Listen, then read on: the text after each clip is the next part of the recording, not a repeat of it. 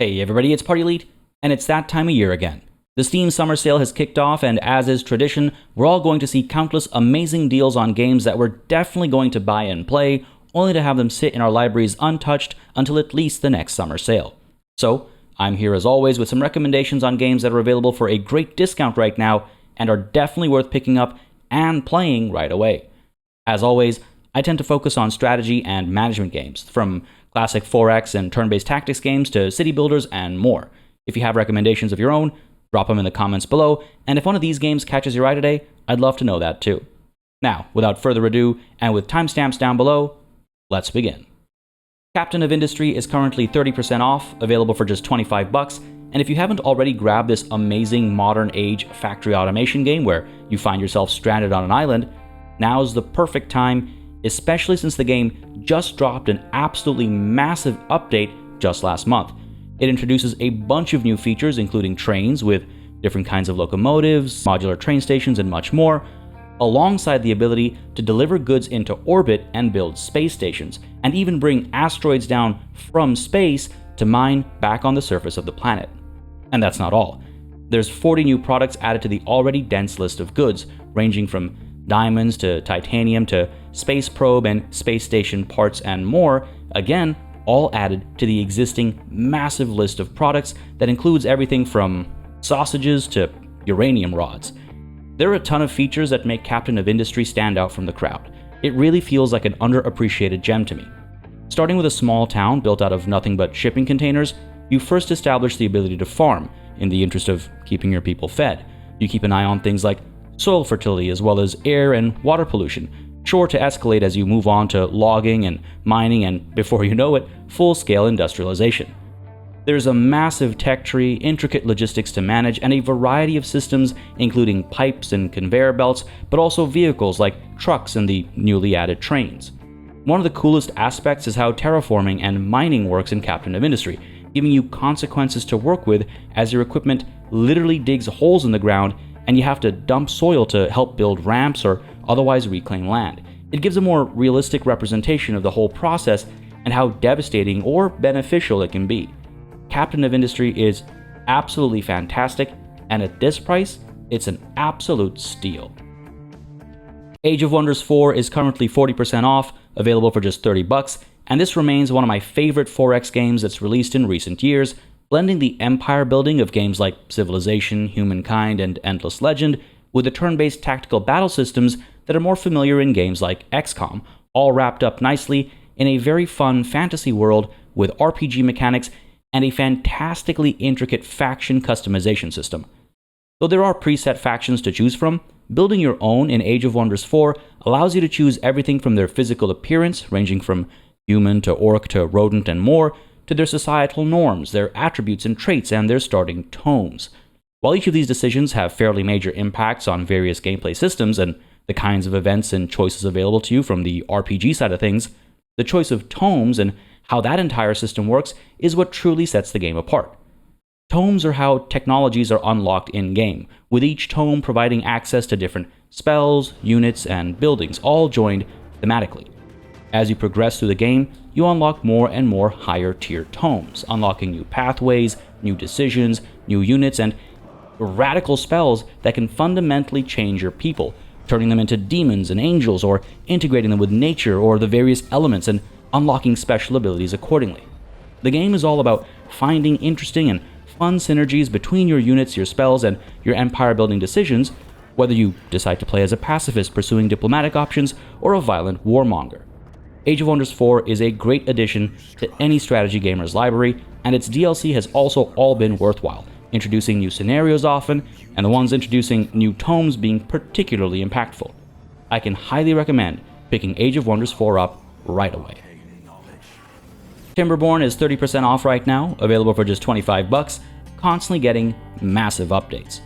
The two most recent updates, including one just last month, introduced fundamental changes to the game, altering how the terrain and water itself work, both key elements of this beaver-centric city builder. It also introduced new buildings, transportation methods, wonders, and much more besides, like modding and workshop support. If you've not heard of Timberborn before, it's a sandbox city building colony management game that puts you in charge of a faction of beavers, building their home, while keeping in mind the flow of water and how it impacts everything, from quenching thirst to fertilizing the ground to generating power. Yes, of course, your beavers aren't just limited to beaverly ways. The anthropomorphized beavers expect electricity, monuments, and complex goods ranging from literal robotic beavers that take on some of the manual labor to bread, paper, maple syrup, and more. 2 different factions of beavers to choose from give you a variety of end products, as apart from some common goods between them, quite a few are vastly different, even when serving the same purpose. This adds a great deal of replayability, considering you could easily sink countless hours into perfecting your production chains with just one faction, let alone a second one. Don't let its cute aesthetic trick you into thinking it's simple or childish in any way. It features complex simulations, intricate production chains, and setbacks that can destroy colonies if you put your feet up. I'll never forget the one time I drowned my entire population because of a slight oversight in how water works. If you're not already playing Timberborn, this price point is an excellent reason to start now. The devs are going to keep updating the game, and I can't wait to see what else they cook up. Warhammer 40k Rogue Trader is currently 50% off, available for just $25, and whether you're a fan of the Warhammer IP or not, I can highly recommend this absolutely fantastic CRPG from the folks that have brought us some of the best in the genre. A faithful adaptation of the tabletop system it's based off of, the game has an expansive story with twists and turns and decisions that actually have an impact, kicking things off by putting you in a rare position of power in an otherwise extremely strict society, giving you the right to travel almost anywhere you want in this sector of the galaxy, and providing you with the authority to do things that would condemn lesser people. You play as a rogue trader in the Imperium of Man, charged with exploring new frontiers at the head of a trade empire, mired in a massive conspiracy. Build your character and meet a variety of extremely well-written companions, each with their own backstories, trials, tribulations, and capabilities, and then lead them from mission to mission with real-time exploration, skill-based conversations and challenges, and of course, turn-based tactical combat. Not only will you pursue the main plotline, but countless side quests will pull you around, and you'll often stumble upon rumors that may or may not lead to great opportunities, or perhaps your doom, or the doom of one of your party members. Yes, these people can actually die in the middle of a storyline, and it's as dramatic as it sounds. Battle demons, cultists, aliens, and pirates, engage in space battles, trade across the stars, and enjoy a system that is unlike most out there. Rogue Trader can be a lot more brutal than D&D or even Pathfinder, and its leveling and career systems are completely unique too. Rogue Trader is one of the best CRPGs I've played in recent times, and now is a great time to pick it up, especially if you want a taste of what the devs are cooking up for Dark Heresy, another CRPG set in the same universe, but with a slightly different rule set and focus. Either way, Rogue Trader is a no-brainer. Foundation is 30% off, available for just about $25, having just released into 1.0 earlier this year, after 2 years in early access spent making one of the most charming medieval city builders I've had the pleasure to play. You'll have heard me recommend this one time and time again. It blends organic city building, where buildings grow in zones you define based on things like attractiveness and proximity to other buildings, with modular monument building, where you choose individual parts and pieces to determine the cost and benefits of major buildings like keeps, cathedrals, and more, all to create a perfect blend of ploppable, zonable, and precise approaches to construction. What's more, the game relies on how your citizens decide to move from space to space to determine how paths are laid out, highlighting clear desire lines that represent the most efficient path from point to point, though not often in line with how you might want to actually lay your city out. This can lead to some very interesting city layouts, especially if you choose to restrict yourself to work around paths your people have carved as the city grows. But the game has so much more than that, of course. There are nearly 100 buildings serving different purposes, and a huge variety of goods ranging from wax and honey to bread, cheese, barrels, gems, wine, and of course, weapons. You'll get a variety of quests that set you on different paths depending on which of the 3 estates you take them on for: labor, kingdom, or clergy. Once again, don't let the cute look and feel here trick you into thinking this is a simple or cozy game. You need to concern yourself with some pretty hefty production chains and the resources they require. You need to worry about how buildings impact desirability and growth. You need to worry about the needs and wants of your people, and much, much more besides. Foundation is one of the best city builders to release so far this year, and you should definitely pick it up. Victoria 3 is currently 70% off, available for just $15, and as is the classic Paradox way, it continues to get massive updates since it first released, with the latest update that just came out significantly improving the game in some key ways that I think many people have been hoping for since the game first released. If you're familiar with the channel, you'll know that I've been a fan of the game and its potential since it first came out, so I can happily say that Victoria 3 is a really fun ride that I'd highly recommend, especially as it pursues ideas that most grand strategy games don't even care to explore. Victoria 3 is a game about building a society in an era of great upheaval, and you can choose from one of countless nations, enterprises, and political entities around the world in an attempt to rewrite history. Unlike most other games in the genre, this one focuses on society building, and you find yourself primarily concerned with the needs and wants of your people and how that has greater impacts. Even at this global scale, you're primarily going to be worried about individuals and what drives them. Through them, you have to push or otherwise manage social and political change, empowering or weakening them to have an impact on political parties or to sway revolutionaries or to otherwise bring about the prosperity of your nation. Manage the production of varied goods from wheat to rubber to guns to cars, employing your people in factories that you and your citizens build, enriching them to bring them up from poverty, or perhaps opting to keep them there to benefit your existing upper classes instead. Trade with global markets to sell what you have too much of and get what you need more of. Constantly push to drive up your GDP and become an economic powerhouse. Engage in diplomatic spats that can escalate to war or otherwise allow you to bully smaller nations into anything from opening up their otherwise closed markets to ceding territory to becoming your colony in an era of growing global empires. All this and more give a variety of options in Vicky 3, and I'm barely scratching the surface of how many different things you can do in this very fresh take on grand strategy. I thoroughly enjoy Victoria 3, and I can highly recommend picking it up, especially at this price point. WARNO is currently 50% off, available for just $20, which is the cheapest it's ever been, and if you follow this channel, you'll have heard me recommend this game multiple times in the past. A fantastic RTS featuring massive battlefields in an alternate universe where the Cold War has gone hot, WARNO is a highly detailed game that pushes both tactical prowess and the ability to closely manage large sets of units in tandem, all while being visually stunning. This was one of my top games of last year when it released into 1.0 after some time in early access to iron out the kinks in both its massive multiplayer modes that can feature up to 10 commanders on either side, or cooperative play across various campaigns, and its varied single-player modes that give players the option to simply go toe-to-toe with the AI in individual skirmishes, or playing prolonged campaigns that include turn-based campaign maps that add further context to the fighting. Featuring numerous units from the US, the UK, France, West Germany, Belgium, East Germany, and the Soviet Union, you'll find a massive number of logistics, infantry, artillery, tank, recon, anti-air, helicopter, and air force units for each, modeled with a painstaking level of detail, not just in the sense of their visual models in-game, but more importantly, in how they behave, their stats, the weapons they have access to, and the limitations and unique capabilities of each. From different thicknesses of armor on different sides of different vehicles, to the need to turn radar-guided systems off and on for easier detection and locking, to managing lines of sight, cover, and ranges, WARNO creates an experience like few other games have or can. While Broken Arrow released just earlier this month and hits many similar notes, I think both games are worth owning and checking out, especially with the different eras and units that come with them, and at such a low price, WARNO is an absolute steal. Battle Brothers is currently 50% off, available for just $15, and it remains one of the easiest games for me to recommend as an absolutely genre-defining turn-based tactics game with heavy RPG elements and real-time exploration.